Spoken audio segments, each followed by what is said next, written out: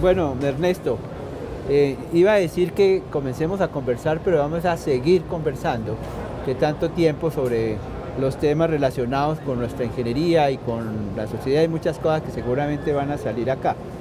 En el caso tuyo, que hay algo muy especial por la orientación, yo diría casi filosófica, aunque miran las cosas, se me ocurrió ayer una frase pensando en esta entrevista, que era, mirando obviamente otras entrevistas de colegas, ¿no?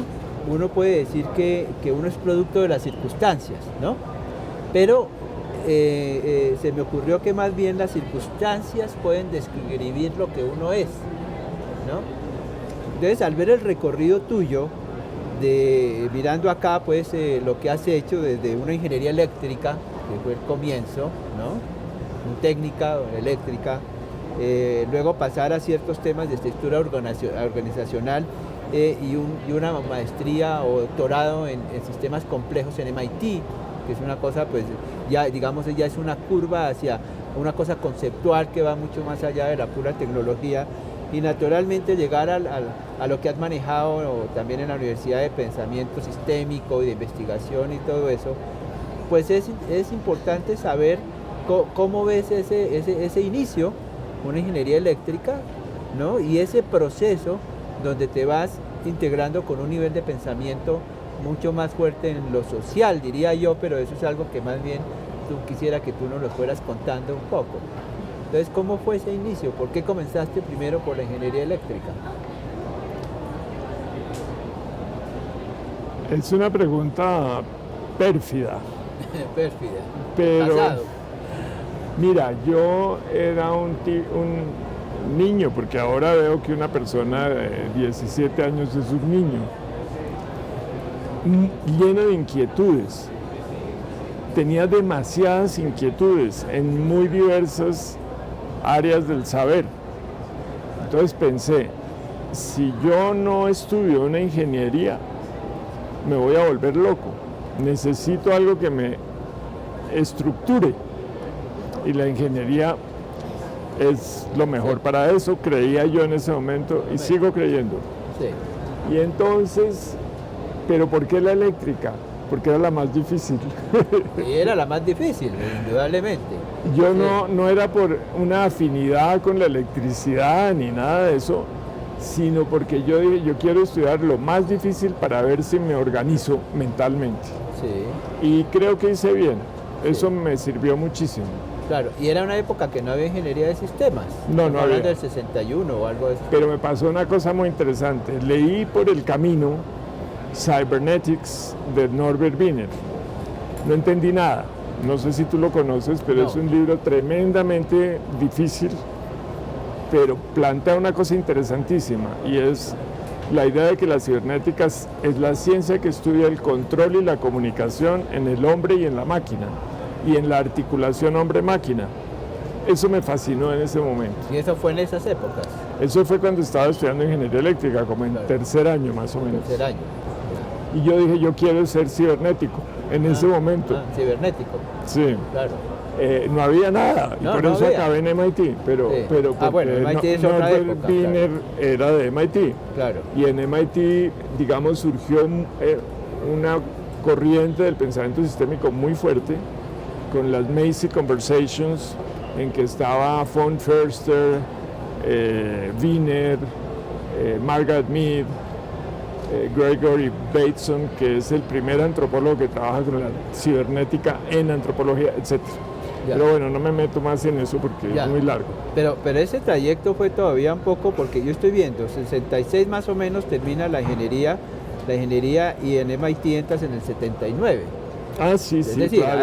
hay un trayecto donde me imagino que comenzaste a sentirse no tan ingeniero eléctrico. ¿O No, cómo fue? no. Yo al final, la tesis que hice en el pregrado fue un modelaje matemático de campos electromagnéticos, usando las teorías de Maxwell, De Maxwell, sí. que me fascinaban. Sí, es apasionante, lo sé. Es apasionante. Sí. Y era apasionante verlo en el laboratorio. Yo diseñé y construí un laboratorio Sí, para medir campos electromagnéticos, Sí. y además empecé a hacer programas de computador en el 650. ya la máquina segunda tal vez que tuvo la universidad. La primera. Primera, tal Sí, vez la la primera. primera. Sí, la grande. La de tubos. Yo tuve los primeros cursos con Chirringo Villaveses, se me olvidó cómo se llama Chirringo, Sí, y con todos ellos. Sí, los Lamentablemente a mí se me olvidan los nombres ahora, Bueno, pero Carlos Roberto González y bueno, un lenguaje que se llama Bofstran Bofstra, sí. para el 650, que como tú sabes era una tabuladora inmensa. Sí. Era una máquina para hacer censos, para Censos. computar, tabular censos. Sí.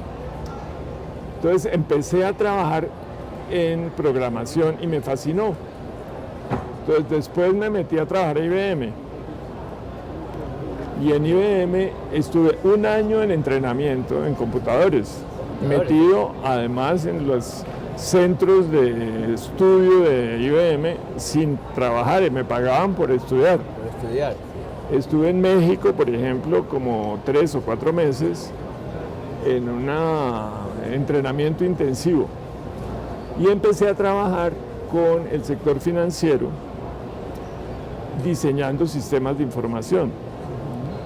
Y entonces yo empecé a entrar en crisis, porque yo hacía unos sistemas con otra gente, no solo yo, claro.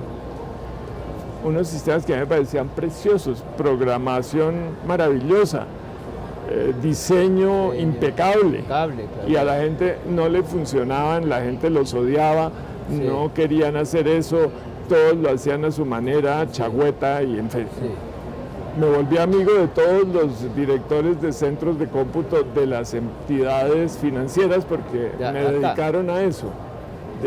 Por ejemplo, me acuerdo mucho de Seguros Bolívar Muy fuerte, claro. y bueno, había varias. Y pues también conocí después a los de Colseguros y Seguros que ya estaban avanzados. sí, muy Sí. avanzados. ¿Esa época era qué año? ¿70? Eso era en el 65, 66. Yo empecé a Sí. trabajar cuando todavía era estudiante, Ya. en el sí. 65. Ya, ok. Y seguí hasta el 69 al 68. Sí. Sí, ya estábamos con el 360 y esas máquinas de IBM. En el 68 o 67 volvió Javier Caro de Penn con una maestría en Computer Science. Sí. Entonces, él era muy amigo mío y me dijo, creo que a usted lo que le interesa es eso. Y yo le dije, pues sí, a mí eso es lo que me interesa. Claro. Entonces, él me ayudó para que me fuera a Penn a hacer una maestría en Computer Science. Ajá. Pero yo ya iba con el gusano de que si tú haces sistemas de información o cosas para la gente, no es suficiente con la tecnología, hay que hacer algo más, Sí. pensaba yo en ese momento. En ese momento, sí. Entonces, hice la maestría en Computer Science y hice un truco ahí en Penn para meterme a una facultad que ellos tienen que se llama Communication Ah, sí, vi, Communication, sí. y el Annenberg School of Communication. Entonces hice otra maestría ahí, no me querían dejar porque yo no era científico social. Entonces yo les dije, déjenme tomar un curso. Si me va bien, me reciben y si no, me voy. Y me fue muy bien. Era un curso además de cibernética. De cibernética. Con ya. Klaus Krippendorf, Ya, que es un gran cibernético. ya. Y nos volvimos amiguísimos, con Klaus todavía somos muy amigos. Entonces, Klaus aprovechó todo lo que yo manejaba de programación y yo le hice programas fascinantes para sus carretas de Sí. investigación que hacía. Sí, Yo era su programador, digamos. sí. Y Y yo ya quedé picado de que la tecnología per se no servía, había que empezar a ver cómo trabajar con la gente para el desarrollo de la tecnología. Y eso era una inquietud, pero yo no sabía cómo hacerlo. Y Sí. con haber tomado esa maestría en comunicación, me abrió espacios, Claro. pero no me dio respuestas. Ya. Yo tenía que trabajarlas yo. ¿Era muy orientada técnica o era orientada más bien a lo social, Había de todo. de todo? Y yo estuve más en lo técnico social porque pues yo era técnico y a mí me quedaba más fácil meterme con lo técnico que meterme por allá en Claro, teorías en sociológicas. sociológicas que Sí, no no, estabas yo no, preparado, además claro. me parece, desde Claro. el principio me parecieron mala ingeniería, con todo respeto, porque obviamente creo que son muy importantes, Sí. pero en ese momento me parecían, esto es una ingeniería que le falta rigor. Ya, sí, claro. Esas cosas de ingeniero Sí, que ingeniero es definitivamente, arrogante y pendejo, sí, eso no. marcado con la rigurosidad de todas Sí. las cosas, sí. Bueno. Entonces, haz más preguntas porque yo puedo Sí. no parar No, nunca, pero no, vamos, es que ya como estamos entrando un poco en lo que yo decía de cómo las circunstancias van descubriendo lo que uno es, digamos, porque sin dejar de ser ingeniero, gran respeto por la ingeniería, pero comienza a tener también un fastidio un poco por la cuadriculado, digamos, la aplicación. la aplicación y un interés por el tema de las personas. sí. Hoy en día el pensamiento complejo, y esto está muy de moda, y yo veo que tú estás en MIT en el 79, 82, en MIT en era un PhD, Un PhD. en sistemas complejos. Cuéntanos un poquito de eso, o sea, ¿cuál era el meollo de lo que trataban en ese Sí, bueno, doctorado? eso, tú sabes que esas cosas uno va haciendo su camino.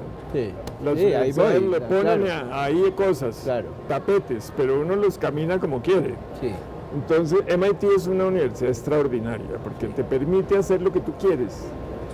Es muy flexible. Y yo tomé cursos rarísimos. En Harvard, por ejemplo, con John Rawls, el Sí. famoso filósofo del derecho, que era un curso sobre filosofía política, porque a mí me empezó a interesar mucho el problema en las empresas. Ya desde Penn me empezó a interesar eso, desde comunicación. sí. El problema de El tema la de- capacidad que tiene la gente de hacer cosas en una organización Sí, por y eso de la cómo se intención. puede tener una organización donde la gente puede ser creativa. Entonces, yo me empecé a dar cuenta que las estructuras de poder organizacional, como lo que estábamos hablando de ISO 9000 y todo, te trancan, Sí, te frenan. Sí, frenan, totalmente. Entonces, a mí me interesaba entender eso mucho más. Sí, Entonces, en MIT yo me enfoqué mucho en eso, en toda la teoría sistémica, porque además MIT era la mamá de todo eso. totalmente, Yo claro. estuve con unos profesores fantásticos, hasta unos viejitos que han trabajado con Norbert Wiener. Me Sí. tocó uno que se me olvida el nombre, pero un tipo fantástico, extraordinario. En fin, entonces ahí yo combinaba la tecnología, entre otras cosas, yo era muy buen ingeniero. Claro, En venías MIT me formadísimo. dijeron que yo era muy buen ingeniero y Bueno. por qué me metía tanto en esas otras Sí, cosas. ahí va el cambio, el camino. Pero Sí. a mí me interesaban demasiado porque yo sentía, mira, yo creo que he tenido siempre una cosa en mi vida y es que yo quiero servir. Entonces yo sentía que la ingeniería tal cual no me servía, no me permitía Sí. servir. Sí, Yo necesitaba entender el problema social para poder servir. Entonces en MIT me metí en cursos, por ejemplo, de modelaje en psicología. Me metí en el psicología. laboratorio de inteligencia artificial, tratando de entender si se podrían modelar las empresas desde la perspectiva de la inteligencia artificial. ya. Y me desilusionó bastante la inteligencia artificial. Ha tenido, sí, procesos donde no Pero- ha logrado lo que se quería. Fue una experiencia De genial. todas maneras. De todos modos, trabajé Claro. con la Lisp Machine y todo eso, y con este tipo que también se me olvidó cómo se llama, que era un genio impresionante. Pero empecé a descubrir, fíjate, a mí me ha tocado duro, Sí. porque he tenido que abrir camino, Sí, porque eso sí. no existe. Sí. No hay carreras en lo que yo estaba interesado. Claro. Entonces, lo que yo aprendí en MIT fue realmente, para resumirlo, a modelar organizaciones con tecnología. Con tecnología, sí. Ese fue el tema Sí, porque empresarial, además digamos. el área tenía mucho que ver con sistemas de información. Ahora, tú estabas en ese momento conectado con la Universidad de los Andes, obviamente estás o no. Porque No, a mí fuiste me enviado obliga- primero a Communication, sí fue un tema, cuando Javier Caro, pues lo hiciste. Cuando estabas en MIT, ¿estabas independiente o había una relación con la universidad? No, no había relación. Y cuando estaba en Penn tampoco. Tampoco. Porque a mí me obligaron a renunciar para irme a hacer Ah, sí, tanto la maestría como el doctorado. lo hiciste. Sí. Sí, yo tenía una Ford Foundation Fellowship que me ayudó a conseguir los Andes. Después me obligaron a renunciar, pero con la condición de que cuando volviera tenía que trabajar aquí. Ya, tenías que venir, Sí, claro. pero yo no quise firmar esa condición. Yo dije, yo no pierdo mi libertad. Ujú. Si no quieren no me den beca, pero yo no pierdo mi libertad. Pero entonces al fin me dieron la beca y me dejaron la libertad y volví. Ah, bueno, claro. Y de todas maneras volví. Ahora, en ese momento ya había la ingeniería de sistemas acá en la Uniandes. Es que eso se me olvidó mencionarlo. Con Javier hablamos de crear el departamento. Sí, Y yo me fui y Javier lo creó con otras personas, con Rodrigo Querubín y no me acuerdo con quién más. sí. Y cuando volví al departamento de sistemas. Que eso fue año, ¿te acuerdas? 72 tal vez. MIT dice... No, 80. eso antes de MIT. No, antes de MIT yo tengo primero acá, fue sí, Penn. 75. En el 72, No, ya estaba en la ingeniería de sistemas, claro. sí, ya estaba. Al 70, Y ahí nos conocimos tú y yo cuando Claro. yo volví. claro, que tú entraste como profesor, Sí.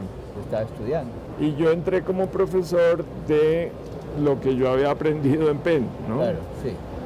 Pero sobre todo de estructuras de información y cosas de esas que a mí me parecía que articulaban en ese momento, porque la comunicación y la parte de manejo simbólico con la máquina. Entonces yo daba muchos cursos de eso y empecé, porque esta universidad también ha tenido gente muy abierta, y cuando Fernando Navas se enteró de que yo había trabajado mucho en la cibernética, entonces me dijo, ¿y por qué no enseña eso? Y abrí un curso de modelos cibernéticos, de modelaje cibernético, en el cual yo desarrollaba modelaje organizacional, pero es que el modelaje cibernético es muy computacional. Sí, Eran organizaciones con apoyo tecnológico. claro, sí, esa era la idea. Y ahí empecé a trabajar en otra cosa que es importante para mí, y es, yo dije aquí, yo como ingeniero tengo que ejercer, porque no puedo ser profesor si no ejerzo. Sí, no ejerce, claro. Entonces, En una universidad con ingeniería. Y claro, con la ingeniería es para ejercerla. Claro, No es, además decían, es ciencia, no sé qué, yo dije, no es ciencia, la Sí. ingeniería es empírica, y me puse a estudiar también la historia de la ingeniería y todo. claro, Bueno, claro. y por eso escribí ese artículo y esas cosas sobre. Sí. Entonces, pero es que hay muchas cosas. Sí. Yo seguí siendo el mismo antes de estudiar, Sí. con un montón de Claro, inquietudes, Claro, ¿no? sí. Pero bueno, ya más orientado. Pero ya vamos, entonces yo sí tenía razón que las circunstancias van descubriendo lo que uno es. Sí, Porque eso era, en ese momento no eras ingeniero de sistemas, estabas en una facultad, departamento, un programa de ingeniería de sistemas. ¿Cómo te veían a ti o cómo te han visto? Porque tú eres una persona distinta y diferente a ese, llamémoslo, gremio tradicional que conocemos del ingeniero. De imagínate. sistemas. Imagínate ¿Eso fue una cómo me- lucha o fue...? Tremendo, fue tremendo. Claro que, digamos que la gente que me conocía como Fernando Navas me respetaba mucho. Pero la gente que no me conocía decía, ese loco, ¿qué es lo que ¿Está hace? pensando ¿No? en qué? Sí. Y yo me puse, por ejemplo, me acuerdo que propuse un curso que se llamaba Programación para no ingenieros. Ajá. Dificilísimo. Y entonces tuve arquitectos, filósofos, científicos sociales, biólogos, De la misma universidad. sí, en ese curso de programación. Fue fascinante, te digo, Claro, para mí. Claro, debió ser. Y aprendí muchísimo, precisamente sobre ese problema de la tecnología enfrente a la gente, Sí, sí. ¿no? Y la manera de pensar de las distintas disciplinas es increíblemente diferente. Sí, diferente. Entonces, en la matriz de la programación tú veías cómo cada uno la enfocaba y cuáles podían ser buenos programadores y cuáles definitivamente no tenían futuro, como los arquitectos, claro, que piensan en varias dimensiones y no pueden pensar linealmente como eso. Claro, no, su mente está de otra manera. Obvio. Entonces eso es muy interesante, claro, empezar a entender que hay distintos patrones cognitivos. Sí. Y que tú tienes que ver qué haces con eso, cómo lidias con eso para trabajar la tecnología. Sí. Entonces, después me tocó enfrentar eso ya en las empresas también. Empezar a entender que hay distintos patrones cognitivos en las organizaciones y que eso tiene que ver con el uso de la tecnología, pero también con su manera de acoplarse a las prácticas organizacionales. Sí, claro. Esto me hace pensar, digamos que nosotros y algunos de nosotros formados como ingenieros, durante muchos años nos centramos en la tecnología, ¿no? Y puede ser un peligro a nivel de las universidades y la formación, usar la tecnología por la tecnología. Pero lo que aparece en esto es el para qué de la tecnología. Me parece que al oír hablar a un biólogo o a un filósofo o a un arquitecto, inclusive al mismo arquitecto con la dificultad de hacer su programación por esto que tú explicas, tiene que hacer entender que el ingeniero debería formarse más también en las ciencias humanas, desde comienzo, no solamente por la experiencia. Como en la... O en el para qué de su desarrollo. Sí, yo pienso que más que en las ciencias humanas, porque yo con las ciencias humanas peleo mucho. Peleas, bueno. Porque me parece que son una copia mala de la ingeniería y de las ciencias duras, digamos, o rígidas. Sí. Yo ahora llamo rígido, lo que antes llamaban duro y blando, yo lo llamo rígido y flexible. Flexible, bueno. Muy bien. Entonces, pero me habías hecho una pregunta que no he contestado y es cómo me veían en el departamento. Sí, siempre me vieron claro, como una rara avis, pero tengo que agradecerle, yo no sé a quién, que siempre me dejaron hacer lo que quise. Y me yo proponía a cada rato cursos nuevos. Por ejemplo, claro, propuse un curso de filosofía para el primer semestre. Me lo aceptaron. ¿Lo aceptaron? Sí. Propedéutica. Entonces eso para los estudiantes fue fantástico. Claro. Propuse en el curso ese de introducción que pudieran trabajar con las manos en la masa. Ajá. Entonces empezamos a trabajar cómo, por ejemplo, programar, pero para un problema específico, sí, en una empresa o para una persona que tiene tenía una problemática o sí, una... cosas claro, de esas. Sí. Entonces eso fue muy interesante. Y como te decía, yo quería tener una pata afuera siempre. Entonces sí, yo me las arreglé para conseguirme un proyecto en el distrito sobre un sistema de información de la ciudad de Bogotá, una cosa absolutamente delirante. Sí, sí. Y entonces lo volví un curso proyecto. Entonces claro, todos mis estudiantes trabajaron ahí. Y tenía que ver con la ciudad y con el distrito. Y tenía que ver con la ciudad, era trabajando con planeación distrital. Claro. Y mira, de ahí salió el CICE, el Centro de Computación del Distrito. Del distrito, claro. De ahí salió una cosa que a mí se me ocurrió en ese momento por MIT, gracias a MIT, que eran los centros de apoyo al ciudadano usando tecnología. Sí. Entonces eran centros donde el ciudadano podía ir a hacer todos sus trámites usando computadores y sistemas de información. Bueno, empezamos a diseñar eso y eso acabó siendo los CADES. Los CADES, sí. Cosas de ese estilo fueron increíbles porque no son cosa mía, eran de los estudiantes. Claro, claro. Yo fui como un catalizador de eso. Claro, claro. Pero eran trabajos con estudiantes y todos los estudiantes que pasaron por esos cursos acabaron en esos sitios haciendo ese tipo de cosas. Ese tipo de trabajo. Que eran trabajos, digamos, en que tú usabas de una manera muy novedosa para el servicio de la gente la tecnología. De acuerdo.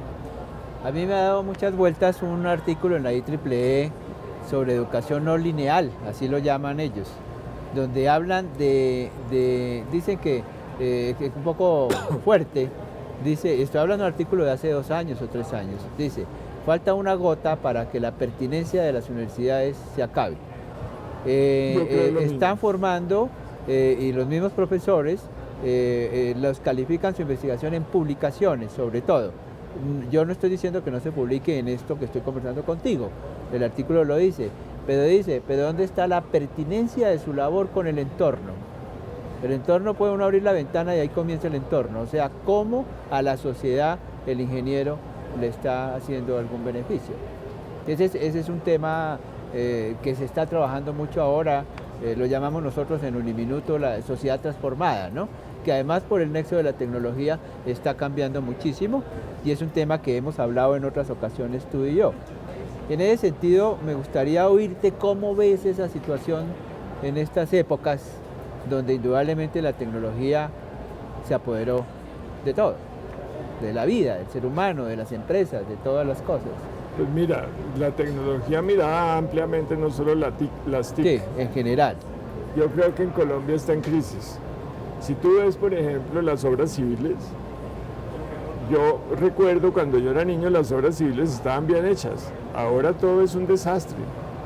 La calle 26 recién hecha ya tiene huecos. La calle 26 cuando la diseñaron en los 50s manejaba los acuíferos para que no hubiera inundaciones. Ahora la hicieron de tal manera que se inunda cada vez que llueve. Entonces, en ese sentido la tecnología ha echado reverso. Obviamente, pues ahora con todo el plan 4G y no sé qué de carreteras, estamos en un plan de desarrollo de ese tipo de tecnología muy fuerte. Sí. Con respecto a las TIC, a mí me parece, voy a echar reverso a una cosa. Sí, bien. Porque para mí la tecnología es inherente, ser humano es ser un homo tecnologicus, entre otras cosas. Sí. Porque lo que nos distingue de otras especies es que tenemos tecnología. Que podemos construir. Ahora, obviamente hay gente que dice que el lenguaje es lo que nos distingue, otra gente que dice que la conciencia y no sé qué, pero todo eso está articulado. El lenguaje es la primera tecnología. Claro, desde lo escrito y lo hablado. Para hablar tú tienes que tener una tecnología, si no, no puedes hablar. Claro. Entonces, y escribir ni se diga, pues claro, pero entonces, ¿qué pasó con la tecnología contemporánea? Hubo una ruptura en la época en que surge el capitalismo y la revolución industrial, en que se perdió el sentido de lo humano. Y por eso tú ves que empieza a generarse el desempleo de una manera descomunal. Y esa famosa película en que lloran las personas porque dicen no puede haber gente tan desalmada que cambia a una persona por una máquina y no sé qué. Claro. Y salen los luditas y los no sé qué para romper máquinas y esas, o sea, hay una cosa muy interesante de conflicto entre el ser humano y una cosa propia de él, que es la tecnología, pero que se está usando para dominarlo. Dando la vuelta. Sí. De amo a esclavo, a esclavo amo.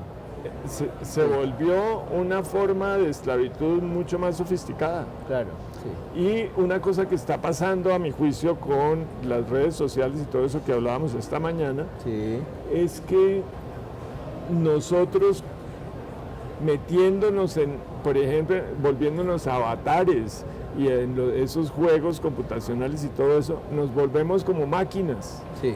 Entonces estamos en una especie de extremo tecnologizante de una tecnología perversa. Sí. Pero yo pienso que ese es un punto de crisis supremamente interesante porque nos está poniendo a reflexionar. Sí, y a ver cómo diablos hacemos para darle la vuelta a la arepa y que la tecnología vuelva a estar al servicio del hombre. Sí. No sé si lo logremos. Pero... Sí, no lo sabemos. O sea, el tema no está en que la tecnología sea mala, indudablemente lo acabas de explicar, es inherente al hombre, pero cuando comienza a ser manipulada, por ejemplo a través para el mercado, sobre todo, es cuando nos volvemos esclavos de la misma tecnología. Sí, ¿no? Pero no es de la tecnología que somos esclavos, sino de los, en cierta manera, del capital. Del capital. Y de los que están detrás del capital. Detrás del capital. Sí, ahora la tecnología lo que se vuelve es un instrumento de esclavización. Sí. Muy efectivo. Sí, totalmente. Pero el mismo ser humano se encarga de construir relación de esclavo, lo que vemos en las redes sociales, que hablábamos, quienes alimentan todas las redes son las mismas personas para depender de lo mismo.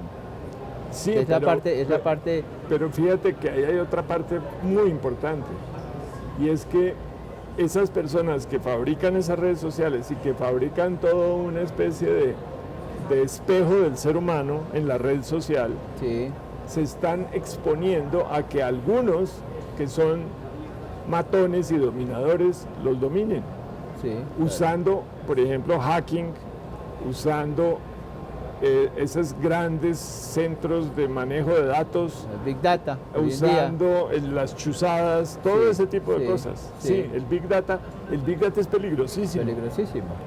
Y la legislación de protección del ciudadano, que también yo trabajé en algún momento, eso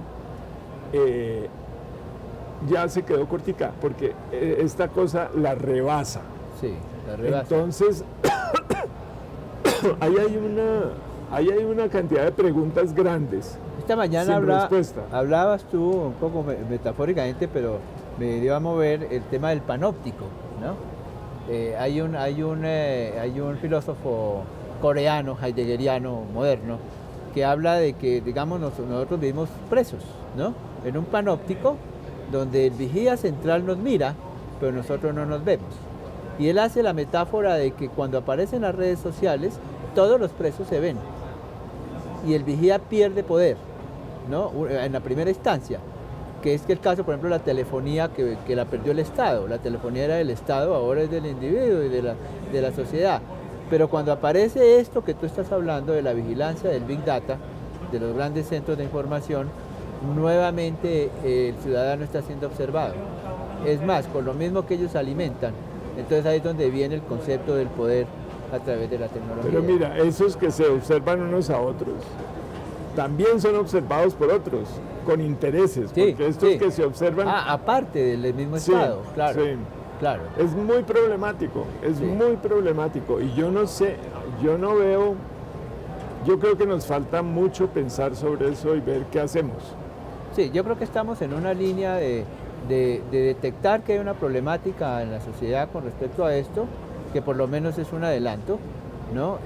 Porque yo creo que viene en un impulso donde todo el mundo se conecta pero no se está pensando en qué está pasando con la sociedad. Me parece que eso, además, es uno de los temas que tú has siempre manejado, y ahí quería hacer una pregunta, pues conociéndote, Ernesto, hay un acercamiento tuyo a la filosofía muy fuerte, porque yo te he oído hablar y uno podría decir, pues, es filósofo, ¿no? Seguramente no tiene la maestría, pero sí veo que tienes un acercamiento además muy profundo en el tema filosófico. ¿Tú ¿Eso sabes? cómo lo has vivido? Creo que toda la vida he sido, como todos los seres humanos, muy filósofo. Sí, El mismo Heidegger dice que hacer filosofía es reflexionar sobre sí mismo. sí, Y eso no lo dice solo Heidegger, lo decía Aristóteles, ¿no? Aristóteles, Y Platón, la vida examinada, ¿te acuerdas? Sí, claro. Que una vida que no se examina no es vida, Sí. algo así. Yo creo que, pero por ejemplo, yo empecé a meterme duro en eso cuando descubrí a Heidegger, y lo descubrí en el laboratorio de inteligencia artificial de MIT, ¿Ah, sí? porque todos mis colegas allá leían a Heidegger. A Heidegger decimos los demás, y tú dices Heidegger, ¿no? Yo digo Heidegger porque yo hablo castellano. Sí, yo sé, por eso hago notar eso, que tú me has enseñado que Shakespeare no es Shakespeare, cosas de eso. Muy bien, y entonces, ¿había filósofos ahí o leían a Heidegger? Había filósofos estudiando inteligencia artificial, pero sobre todo los más duros, digamos, de la computación, de la inteligencia artificial, leían a Heidegger. Heidegger, sí. El mismo Marvin Minsky, ya me acordé cómo se llamaba, leía a Heidegger. Ya. Cuando yo le escuché a un sacerdote filósofo muy importante aquí en Bogotá explicar ser y tiempo y el tema del Dasein, ¿no? Del ser ahí, que yo lo llamo el estar ahí. El estar ahí. Porque en castellano existe el verbo el ser estar. y estar, sí. Y el verbo estar es, a mi juicio, mucho más diciente de ese aquí y ahora Sí. del Dasein Sí. que el ser, porque el ser es como en el tiempo, En el el tiempo. estar es aquí y ahora. Y ahora, sí. Ok, Y es, concepto. precario, el estar Sí. es contingente, no es trascendente. Sí.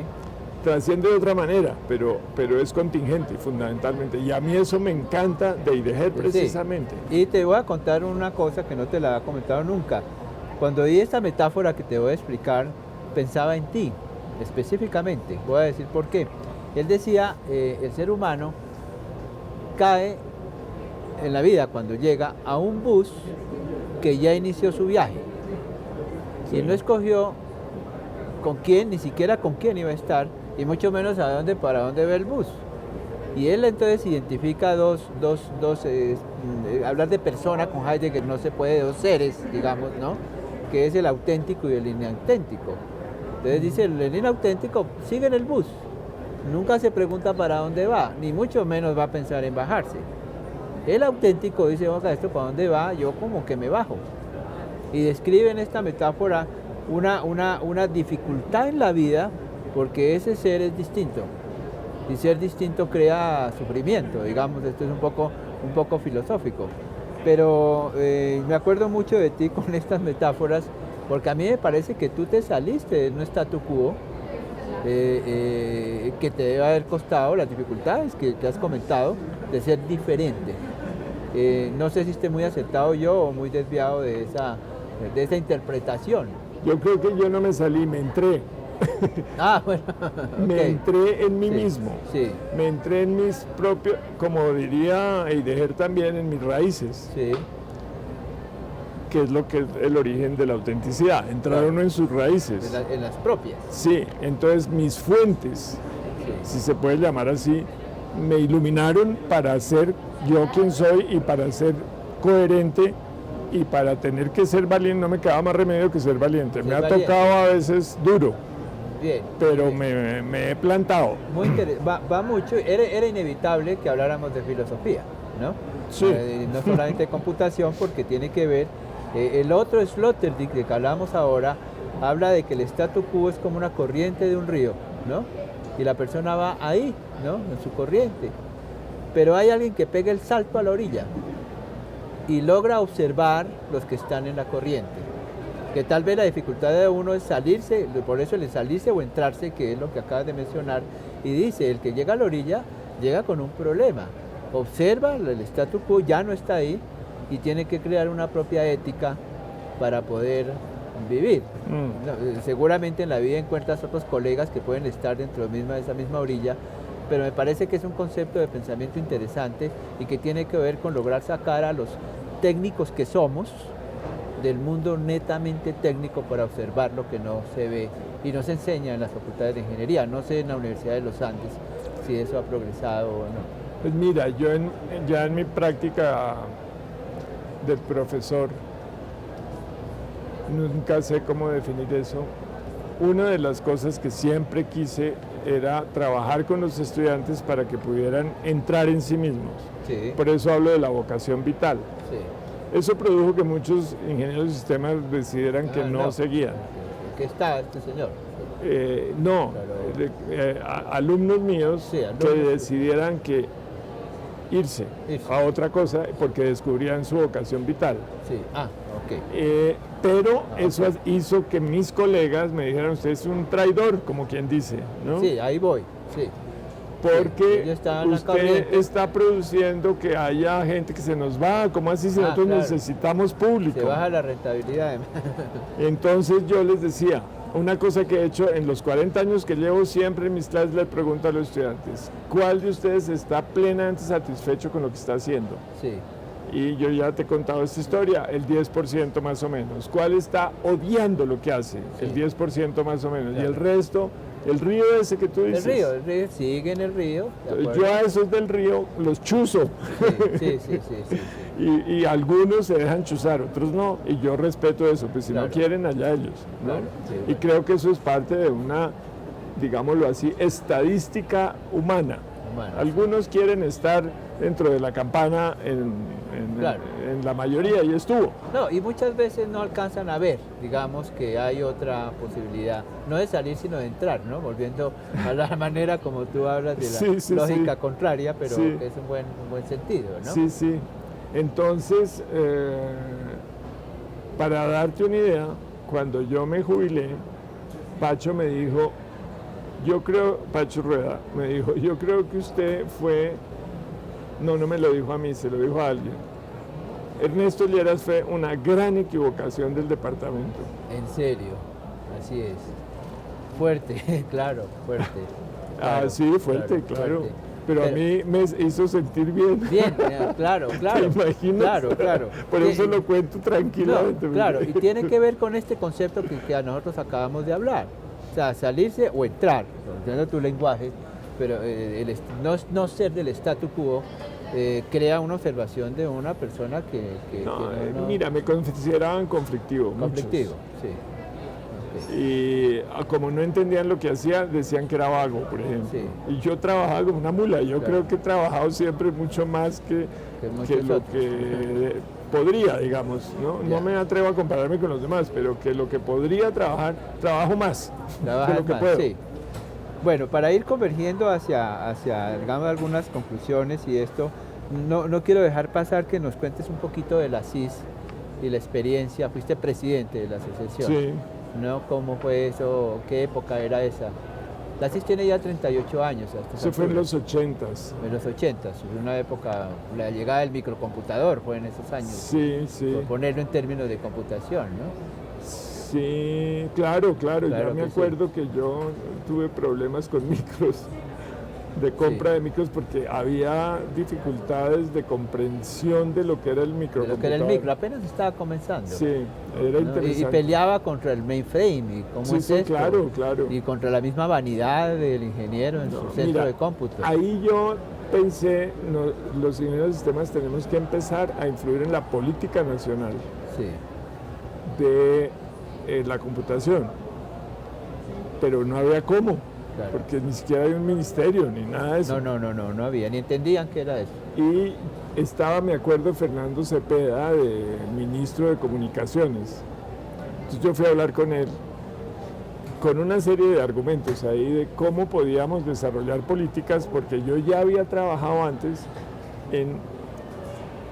yo trabajé como consultor de la registraduría, y en eso me tocó ir a Europa a mirar, no solo a mí, a todos los que trabajamos en ese proyecto, fuimos a Europa, a distintos países, a mirar cómo manejaban ellos las elecciones y la identificación de los ciudadanos, y ahí yo descubrí la problemática de la privacidad, del manejo indebido del Big Data de ese momento. De ese momento, lo que era, sí. Y estuve, por ejemplo, en el búnker de los datos de los ciudadanos en Suecia y cosas de esas, y ahí empecé a entender muchas cosas y me conecté con todos los críticos del Big Data y con los que estaban desarrollando la protección del ciudadano, Sí. con Ian Friese, con Spiro Simitis, con una serie de tipos que eran ingenieros de sistemas, con Mario Lozano en Italia, ingenieros de sistemas que estaban buscando la protección del ciudadano porque se daban cuenta del peligro enorme político. En Europa hay mucho En ese momento, claro. porque Era una época dura, mira, con los nazis eso fue tremendo. claro. Los nazis llegaron a Holanda, yo tal vez te he contado esta historia, y los holandeses tenían unos archivos manuales, pero perfectos, donde se sabía la religión y dónde vivía la persona. La persona, Mira, claro. en 2 días cogieron a todos los judíos, pues a los Claro, que estaban ahí. Claro, obviamente. Entonces, Europa le tiene pánico a eso. Pánico. No me acuerdo todo, porque hicimos mucho en esa época, pero me acuerdo, y con los Gutiérrez, me acuerdo que ellos me Los ayudaron Gutiérrez, mucho. sí, que apoyaban mucho, sí. Empezamos a trabajar sobre políticas estatales y creamos un comité de políticas, ¿te acuerdas? Sí, sí, En ASIS. sí. Para reflexionar sobre eso, invitábamos a personas que nos ayudaran a reflexionar sobre eso. Eso es muy difícil porque es que hablamos- la gente en general no entiende eso. ¿ah? Claro. Hablábamos del miedo de la gente en Europa también de ser identificada. Sí. Que el Holanda era mano, tenían todo, pero hoy en día estamos absolutamente Todos, identificados. claro. Hasta georreferenciados. Por supuesto, a ti, ¿No? mira, si quieren agarrarnos aquí y tirarnos un misil, Sí. nos desaparecen en 2 segundos. 2 segundos. Porque saben dónde estamos Sí, totalmente. y tienen cómo localizarnos, obviamente. De acuerdo. Es decir, tenemos los celulares, tenemos un chip, ya. Ya, el en celular nosotros. ya estamos Sí. identificados, de acuerdo. Eso es, Y la- eso es y la- peligrosísimo. Mira, si uno es disidente político, por ejemplo, si uno piensa distinto, Si uno piensa eso, le caen. le cae. Y si tiene un marcapasos georreferenciado, le apagan el marcapasos. Se lo apagan. Se lo apagan remotamente. Y entonces no se sabe que es el crimen perfecto. No, murió el corazón. El crimen perfecto. Bueno, que no se nos copie alguien con esa Pero idea. lo otro que quería mencionar es que yo traté de ir a la provincia con Asís. Entonces creamos el capítulo en Barranquilla y un capítulo en Los Llanos. Sí, yo me acuerdo que ese fue un movimiento tuyo fuerte, sí. Y a mí me interesaba mucho, pero claro, la provincia tenía otra visión de eso, muy diferente. Aunque en Barranquilla estaba la Universidad del Norte, que estaba muy asociada a los Andes y tenía sistemas, ¿te acuerdas? Sí, me acuerdo. Pepe Abazo lo vino por eso y no, todo sí. eso. En todo caso, eso fue otra cosa que a mí me parecía importante, que así fuera nacional, no solamente local. Sí, y esa ha sido una dificultad, aún ahora, ¿no? Sí, claro, es que eso no es... Mira, No es es que fácil. nosotros somos... ¿Te acuerdas de la hipótesis de los cangrejos o el cuento sí. de los cangrejos? Que es un canasto de cangrejos colombianos, cuando un cangrejito trata de salir lo Los jalan. demás los jalan para abajo. Y si son japoneses, porque eso era de Takeuchi, Sí, entonces todos le ayudan. sí, todos le ayudan a salir adelante. Sí. Bueno, esas son cosas que tenemos que seguir observando, definitivamente. Ernesto, ya Pero digamos... también me acuerdo que Dime. hicimos un estudio de la computación en Colombia, ¿te acuerdas? Sí. Fue el primer estudio que hicimos Sí. de la computación en Sí. Colombia. Sí, yo tengo todas esas revistas, yo tengo toda la colección desde la primera, ¿no? Y ahí interesante levantar parte de lo que estamos haciendo en esta conversación, apoyando esto, es que esta historia no quede muda, digamos. A mí me interesó muchísimo, yo me acuerdo que a Cook tenía una especie de inventario de los computadores en Colombia, ¿te acuerdas? Sí, sí, claro que Entonces sí. yo a raíz de eso pensé, no, Claro. tenemos que entender cómo son las prácticas de la computación en Colombia. Sí, Entonces hicimos ese estudio que lo hizo Lemoyne. Lemoine, sí, Lemoine. Lemoyne. O sea, Lemoine. Sí. Sí, O me sea, acuerdo. Lemoyne, porque si no nadie entiende. Y pero no es nadie Lemoyne. entiende, sí. Sí, yo me acuerdo mucho de eso, sí. Bueno, esta que decía, en esta conversación de nosotros, pues es un poco de que se conozca a nivel de las universidades, de los estudiantes, estas conversaciones, porque la historia de la computación, pues es muy importante definitivamente en Colombia. Con una charla contigo tiene mucho más que ver con la tecnología misma, sino con la influencia en la sociedad. Y son temas que nosotros queremos todos que se reflexione, inclusive que en la educación de la ingeniería se forme más en estos conceptos a los estudiantes, no solamente de la parte tecnológica. Tenemos mucho más que hablar como siempre, ¿no? Hemos tenido ya varias oportunidades parecidas, fuera de lo personal, que hablamos de tantas cosas, pero vamos a finalizar pues agradeciéndote este rato de esta conversación y vamos a ver si logramos aportar algo con este esfuerzo, ¿no? Entonces quisiera, si quieres concluir de alguna manera o complementar lo que hemos venido diciendo. No, pues ofrezco todo mi concurso para que se pueda llevar a feliz término esto, y si en algo puedo colaborar en el futuro, encantado. Por supuesto que nos quedó entre el costal el 90%, pero no importa. Tema del tiempo, pero seguiremos conversando, las charlas en la emisora que hemos hecho en Uniminuto, lo que hicimos de Ciencias para la Vida hace unos años. Esto es parte de un proceso en realidad, ¿no? Pero porque mira, es mucho por hablar de esto. Tal vez sí había una cosa que yo quería decir, y es que la computación en Colombia, cuando te hablé de Turing, Sí, Turing desarrolló el computador por una circunstancia del momento en Inglaterra que lo llevó a eso. Sí. ¿Qué circunstancias en Colombia son las que han llevado a esto y cómo esto ha respondido? ¿Cómo las tecnologías de computación han respondido a las necesidades del país? ¿O por qué eso ha pelechado aquí? Sí. ¿No? Eso es una pregunta que yo me he hecho muchas veces Sí. y que no tengo respuesta. Sí, lo que cuando hablábamos hace un rato sobre Turing primero fue la circunstancia, no el computador. No, No, el computador fue un producto de una circunstancia para resolver una problemática. sí. En esa época eran las claves Era una problemática de vida y muerte. De vida y muerte, Sí. el tema de la guerra y este tipo de cosas. Yo creo que se pierde el sentido de las cosas. Heidegger habla de eso, el emplazamiento de la Claro, verdad. claro. O sea, lo que es A se vuelve B porque el mercado lo convierte en otra cosa. Y hoy en día, pues con el mercado de computadores, compre muchos equipos y venda y todo esto, pero se pierde el sentido del para qué, que es el tema de las circunstancias. Y yo creo que ese es el diálogo permanente con respecto a Colombia. Por ejemplo, el agro, ¿sí? O sea, ¿qué estamos haciendo con estas tecnologías para el agro en el país? Y bueno, en el país, hablo del país, que es lo que más nos interesa. De tal manera que sí, esos son casos que nos dejan pensando y que seguiremos trabajando para buscar que esto sea más útil, digamos, para la sociedad. Entonces, gracias Ernesto, seguiremos conversando en otros ámbitos y muchas gracias por Pues a ti rato. muchas gracias y a ustedes muchas gracias Jóvenes, también. sí.